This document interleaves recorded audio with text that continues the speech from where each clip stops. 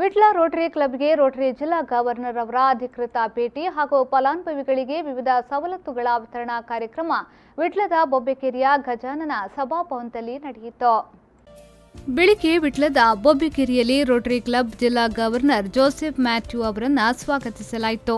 ಬಳಿಕ ವಿಟ್ಲದ ಅತಿಥಿ ಗೃಹದಲ್ಲಿ ಸುದ್ದಿಗೋಷ್ಠಿ ನಡೆಸಿದ ಅವರು ರೋಟರಿ ಕ್ಲಬ್ನ ಕಾರ್ಯ ಚಟುವಟಿಕೆಗಳ ಬಗ್ಗೆ ಮಾಹಿತಿ ನೀಡಿದರು.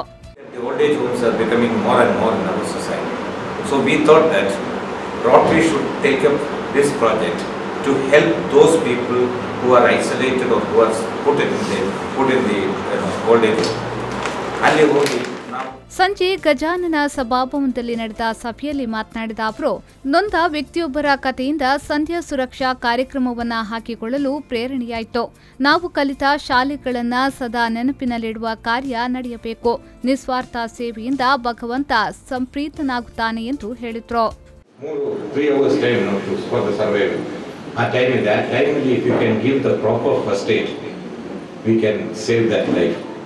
Sumar kade adagtade. See, we don't know what to do when there is a casualty. If our youngsters, if our members, if our professionals, if our people around us are trained what to do when there is a casualty, surely we can postpone the death of many people. Sumaru kade adagta ide, bala olle reediyalli agta ide adu. Friends, these are about our major projects. Next to it is mandatory for us when we visit a club to talk about polio and TRF.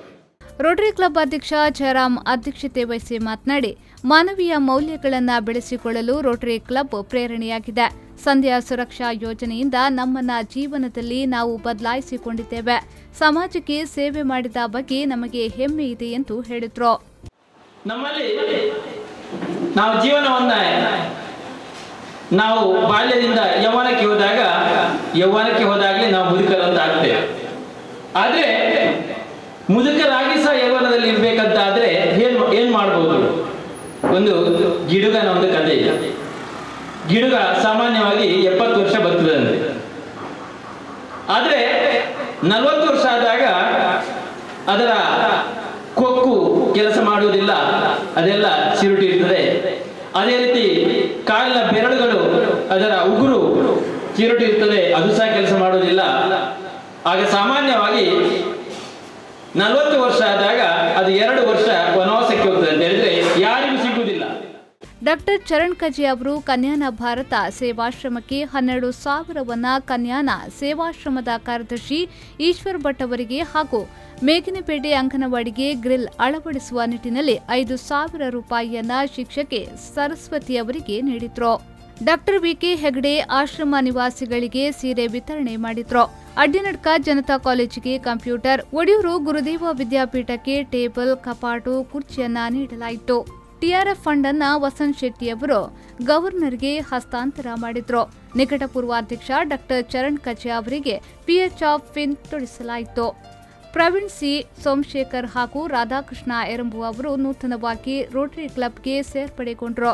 Rota vision ಅನ್ನ ಬಿಡುಗಡೆಗೊಳಿಸಲಾಯಿತು. Clifford Vegas ಅವರನ್ನ ಗೌರವಿಸಲಾಯಿತು.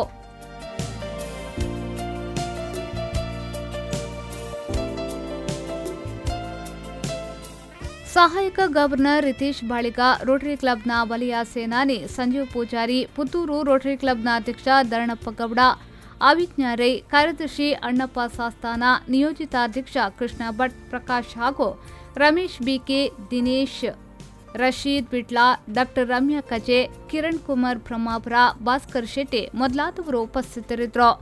Mohammed Ali, ವಿ4 news 24/7 Vitla.